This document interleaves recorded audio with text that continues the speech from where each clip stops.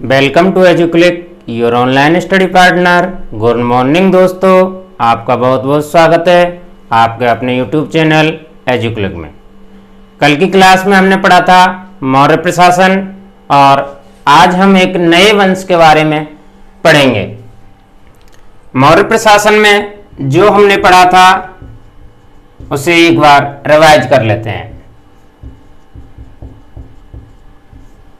मौर्य प्रशासन में सबसे पहले हमने पढ़ा था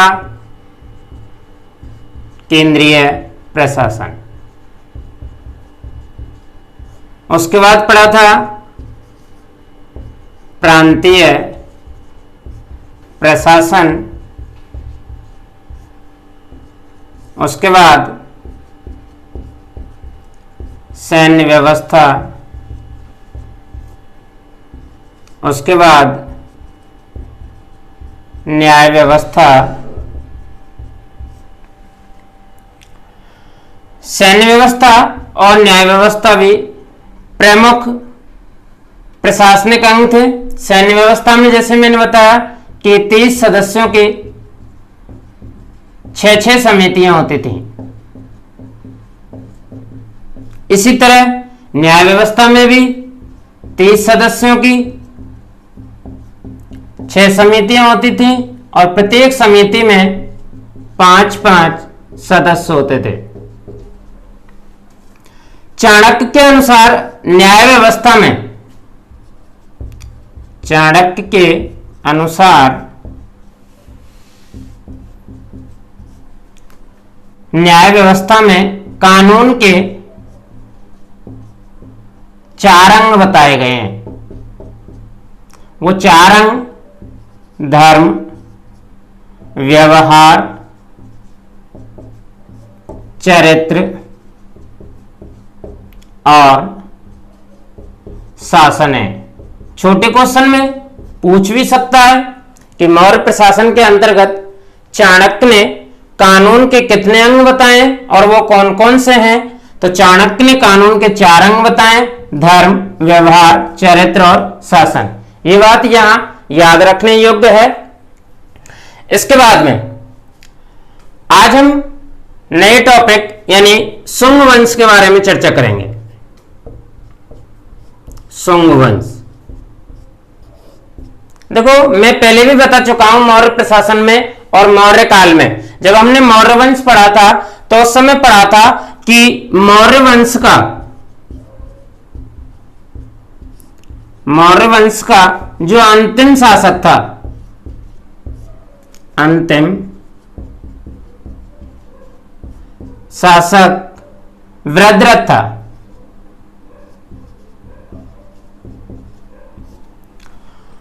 और इसका एक ब्राह्मण सेनापति था जिसका नाम था पुष्यमित्र शुंग। पुष्यमित्र शुंग द्वारा इस वृद्धरथ की हत्या कर दी जाती है और हत्या के बाद में मौर्य वंश की समाप्ति हो जाती है और पुष्यमित्र शुंग खुद अपने एक नए वंश शुंग वंश की स्थापना करता है। तो दोस्तों शुंग वंश की जो स्थापना की थी वो किसने की थी? पुष्यमित्र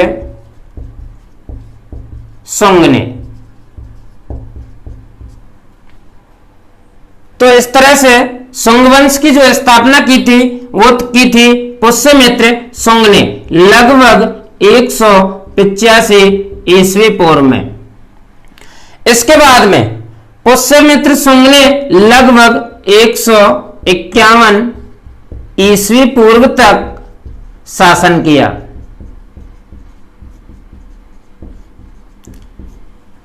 पुष्यमित्र शुंग ने अपने जीवन काल में अनेक युद्धों में विजय प्राप्त की और इसने अपने शासन काल में 2 बार अश्वमेध यज्ञ किया था। इस अश्वमेध यज्ञ में पुष्यमित्र शुंग का जो पुरोहित था वह था प्रसिद्ध संस्कृत व्याकरण, प्रसिद्ध संस्कृत व्याकरण यानी व्याकरणाचार्य, जिसका नाम था पतंजलि।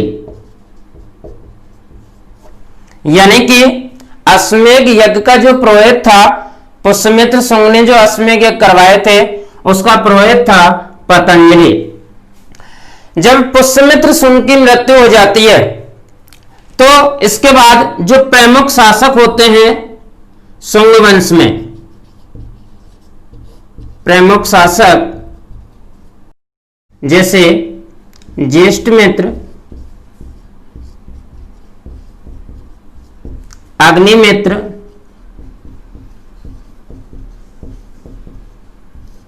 भगवत, भद्रक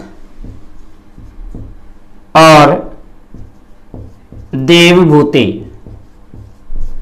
इस देवभूति को इसके ही मंत्री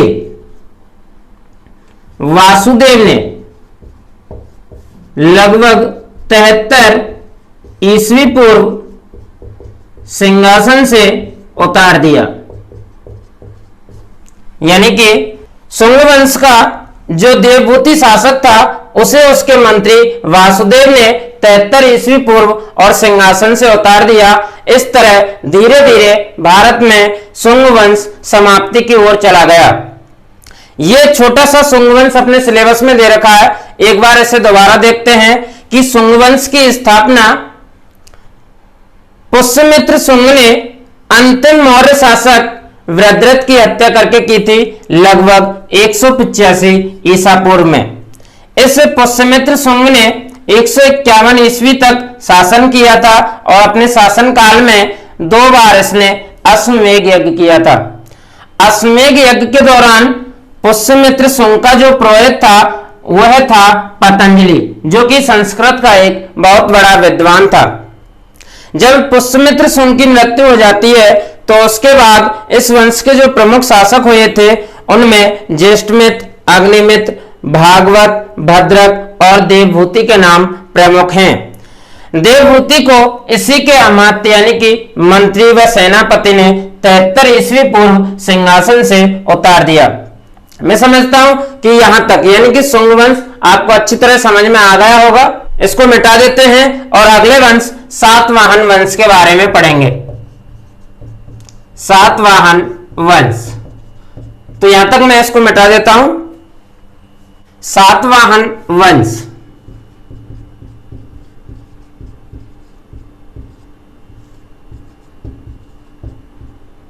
देखो अगला नया वंश है। इस सातवाहन वंश की जो स्थापना हुई थी वो हुई थी आंध्र, यानी कि गोदावरी व कृष्णा नदियों की घाटी में। आंध्र वाला जो क्षेत्र है ना वो कृष्णा और गोदावरी नदियों के बीच वाला क्षेत्र कहलाता है। इस सातवाहन वंश की स्थापना सेमुक नामक व्यक्ति ने की थी।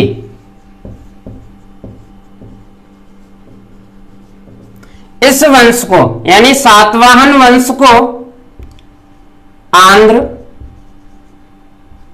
वंश के नाम से भी जाना जाता है। जिस व्यक्ति ने यानी कि सेमुक ने जब सातवाहन वंश की स्थापना की तो इसने लगभग 37 ईस्वी पूर्व तक शासन किया। इसके बाद यानी कि सेमुक के उपरांत, सेमुक के बाद सातवाहन वंश में जो राजा बनता है उसका नाम है सातकर्णी प्रथम। और इस सातकर्णी प्रथम ने लगभग समस्त दक्षिण भारत पर अपनी सत्ता स्थापित की, अपनी सत्ता स्थापित की। इस सातकर्णी प्रथम ने अपनी जो राजधानी बनाई वो गोदावरी के तट पर, गोदावरी के तट पर प्रतिष्ठान, इसको पैठन भी बोलते हैं, प्रतिष्ठान नामक नगरी को बनाया था। सातकर्णी प्रथम ने अश्वमेध यज्ञ भी किए थे, लेकिन सातकर्णी प्रथम की मृत्यु के बाद में यहां शक शासकों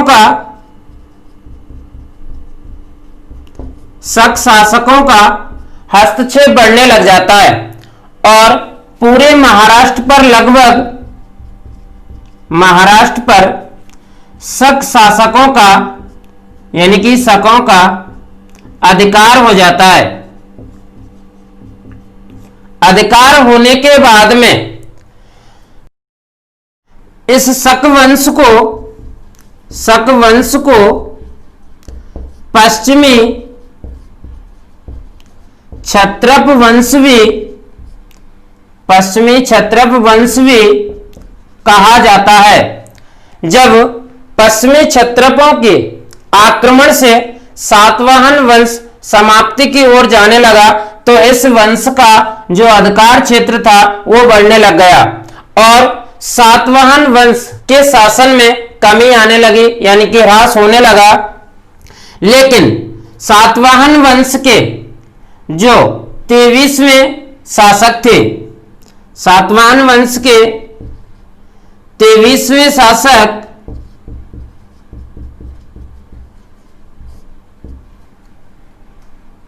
गौतमी पुत्र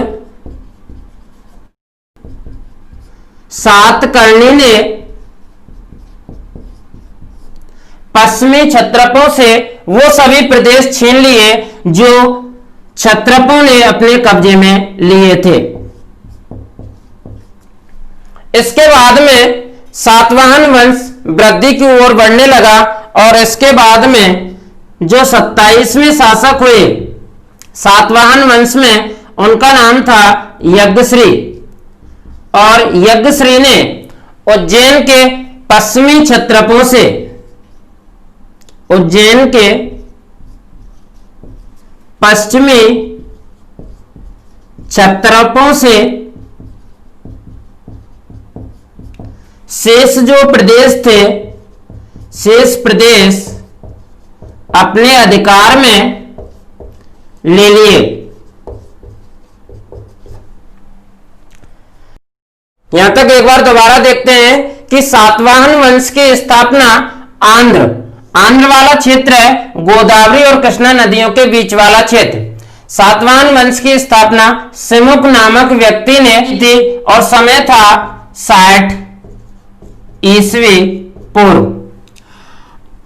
इस वंश को यानी सातवाहन वंश को आंध्र वंश के नाम से भी जाना जाता है और सिमुक जो राजा था उसका शासनकाल था 37 ईस्वी पूर्व तक। सिमुक की मृत्यु के बाद में सातवाहन वंश में जो राजा बनता है वो होता है सातकर्णी प्रथम। इस सातकर्णी प्रथम ने दक्षिण भारत पर भी अपनी सत्ता स्थापित की थी और अपनी जो राजधानी बनाया था सातकर्णी प्रथम ने वो बनाई थी गोदावरी नदी के तट पर एक जगह है प्रतिष्ठान नामक नगरी, इसे अपनी राजधानी बनाया था। सातकर्णी प्रथम ने कई बार अश्वमेध यज्ञ भी किए।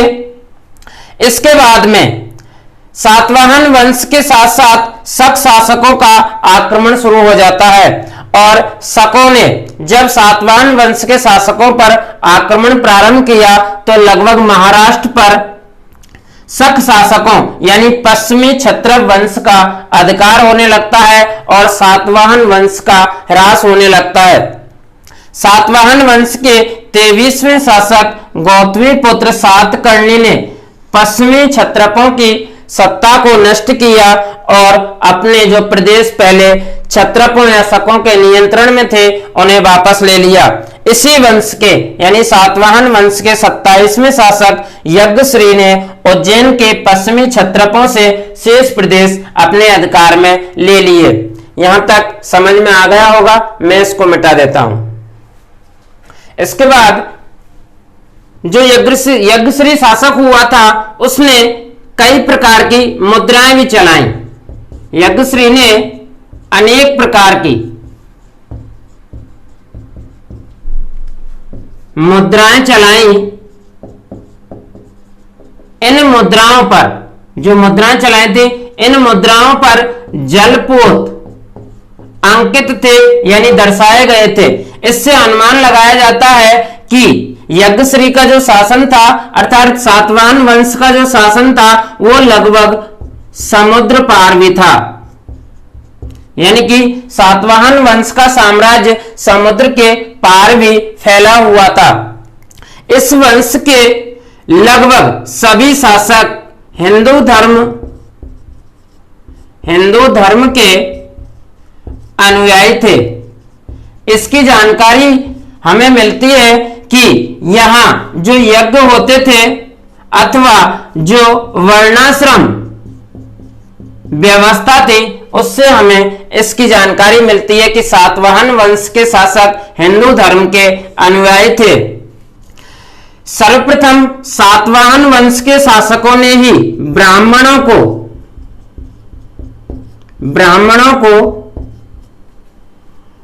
भूमि दान देने की प्रथा प्रारंभ की, जिस प्रथा को अग्रहार कहा गया।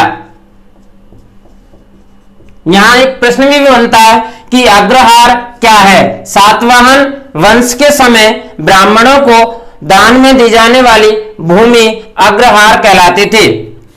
सातवाहन वंश के समय से हमें यह पता चलता है कि यहां पर व्यापार व वाणिज्य उच्च अवस्था में था। यहां के शासकों ने अनेक बौद्ध विहार व चैत्यों का निर्माण करवाया। सातवाहन शासकों ने जिन चैत्यों का निर्माण करवाया उनमें सबसे प्रमुख जो चैत्य है उस चैत्य का नाम है कार्ले का चैत्य। प्रश्न बनता है कि कार्ले के चैत्य का निर्माण किस शासकों द्वारा किया गया, तो सातवाहन वंश के शासकों द्वारा कार्ले का चैत्य का निर्माण किया गया था। सातवाहन वंश के शासकों द्वारा चांदी, तांबा, सीसा व जस्ता आदि के सिक्के भी चलाए गए थे। तो ये सातवाहन वंश के राजाओं की प्रमुख देन है कि यहाँ पर ये जो शासक थे वो हिंदू धर्म के अनुयायी थे। इसकी जानकारी हमें यज्ञ और वर्णाश्रम से मिलती है। सातवाहन वंश के शासकों ने ब्राह्मणों को भूमि दान देने की प्रथा प्रारंभ की, जिसे अग्रहार कहा जाने लगा। सातवाहन वंश के समय ही व्यापार और वाणिज्य उच्च अवस्था में था और इन्होंने अनेक विहार और चैत्यों का निर्माण करवाया, जिनमें कार्ले का चैत्य प्रमुख है। सातवाहन वंश के शासकों ने चांदी, तांबा, सीसा व जस्ते के सिक्कों का प्रचलन भी करवाया था। एक प्रश्न बनता है कि सीसे के सिक्कों का निर्माण या प्रचलन किस वंश में शुरू हुआ था, तो सातवाहन वंश के समय शीशे के सिक्कों का भी निर्माण शुरू हुआ था। यहां तक आपको समझ में आ गया होगा। तो आज हमने दो वंश पढ़े, पहला शुंग वंश शुंग वंश की स्थापना पुष्यमित्र शुंग ने अंतिम मौर्य सम्राट बृहद्रथ को हराकर या उसकी मृत्यु करके की थी। और दूसरा वंश पढ़ा है हमने सातवाहन वंश। इस सातवाहन वंश की स्थापना आंध्र के पास गोदावरी और कृष्णा नदी की घाटियों में सिमुक नामक व्यक्ति ने की थी। इससे संबंधित जो भी नोट्स हैं वो आपको पीडीएफ फाइल में उपलब्ध करा दिए जाएंगे। तो कल यानी कि आने वाली क्लास में यहां तक जो कुछ आपको पढ़ाया गया है इस चैप्टर के अंतर्गत उस सब का टेस्ट लिया जाएगा और टेस्ट में आप सबको अच्छे से तैयारी करनी है। और अगली क्लास में आपको गुप्त काल के बारे में पढ़ाया जाएगा। जिन बच्चों ने अभी तक हमारे चैनल को सब्सक्राइब नहीं किया है वो जल्दी से जल्दी चैनल को सब्सक्राइब करें, वीडियो को लाइक और शेयर करें। जो बच्चे अभी तक चैनल से नहीं जुड़े हैं अपने मित्रों और सहपाठियों को भी इस चैनल से जोड़ें। धन्यवाद।